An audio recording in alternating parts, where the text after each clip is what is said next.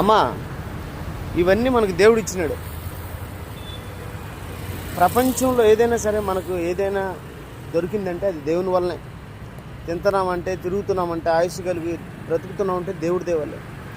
ఆ దేవుడి దగ్గర నుంచి మనం అందరం వచ్చినాం. మళ్ళీ ఆడికి పోవాలా? దేవుడి దగ్గరికి పోవాలా. ఆ దేవుడి దగ్గరికి పోవాలంటే వచ్చినప్పుడు ఎలా వచ్చామో పోయేటప్పుడు కూడా అలాగే పోవాలా. ఈ భూమి మీద పుట్టినప్పుడు పరిశుద్ధులుగా పుట్టినాం. ఏ పాపం లేదు బిడ్డలు పుట్టినప్పుడు. మనమందరం ఏమంటామంటే పిల్లలను దైవాంశ సంభూతులు అంటాం, ఏ పాపం లేని వాళ్ళు అంటాం, దేవునితో సమానం అంటాం. కానీ పెరిగే కొద్దీ దేవుళ్ళుగా పుట్టిన మనుషులు దెయ్యాలుగా మారిపోయినారు. కొట్లాట్లు, గుద్దులాట్లు, చంపుకోవడాలు, నరుక్కోవడాలు. ఏమా, ఇదన్నీ దేవుని లక్షణాలు కాదు. ఆ లక్షణాలన్నీ పోగొట్టుకున్నారు. కుక్కకు పుట్టిన దాంట్లో కుక్క లక్షణాలే ఉంటాయి, నక్క లక్షణాలు రావు. నిజమేనా? పక్షికి పుట్టిన దాంట్లో పక్షి లక్షణాలే. మరి దేవునికి పుట్టిన మనలో ఎందుకు మా దేవుని లక్షణాలు పోయినాయి? ఎందుకో తెలుసా? దెయ్యం లక్షణాలు ఎందుకు వచ్చినాయంటే దెయ్యంను అనుసరించి బతుకుతున్నాం మనం.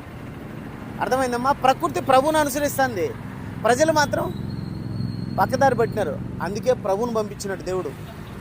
యేసు ప్రభువుని దేనికి పంపించినాడంటే, ఇదిగో మీరు చెడిపోయిన మీరు బాగుపడాలా, దేవుని మార్గంలో నడుచుకోవాలంటే ఇదిగో ప్రభు మార్గంలో నడుచుకోండి అని చెప్పి ప్రభువుని పంపించినాడు. దేవా, నన్ను క్షమించు, నన్ను కాపాడు, నన్ను రక్షించు. మేషక్,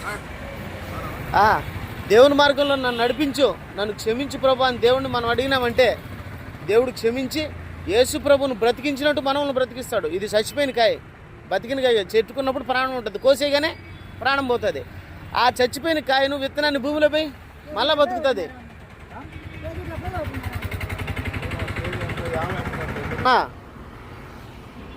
యేసు ప్రభువుని దేవుడు ఎందుకు లేపినాడు తెలుసా? తిరిగి మనందరికీ మరో బ్రతుకుందని చెప్పడానికి.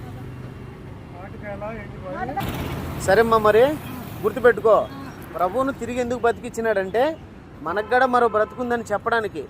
అయితే ఆయనలో బ్రతికితే మరో బ్రతుకు, చూసినావా, మరో జీవితం ఉంది. గుర్తుపెట్టుకొని, దేవా నన్ను క్షమించు, నన్ను రక్షించు, నన్ను కాపాడు తండ్రి, నాకు ఎవరుండరు నువ్వు తప్ప అని దేవుడికి మనం ప్రార్థన చేసినామంటే, దేవుడిని వేడుకున్నామంటే ప్రభు పేరిట, మనకు చనిపోతే మరో బ్రతుకుందిమా. సరేనా? చచ్చిపోయిన కాయకు, చచ్చిపోయిన గింజకు మరో బ్రతుకుంది. మనకు కూడా మరో బ్రతుకుంటుంది. ఎప్పుడు? ప్రభులో బ్రతికితే. మర్చిపోతున్నా మాటలు. సరే మా పోయిస్తామా?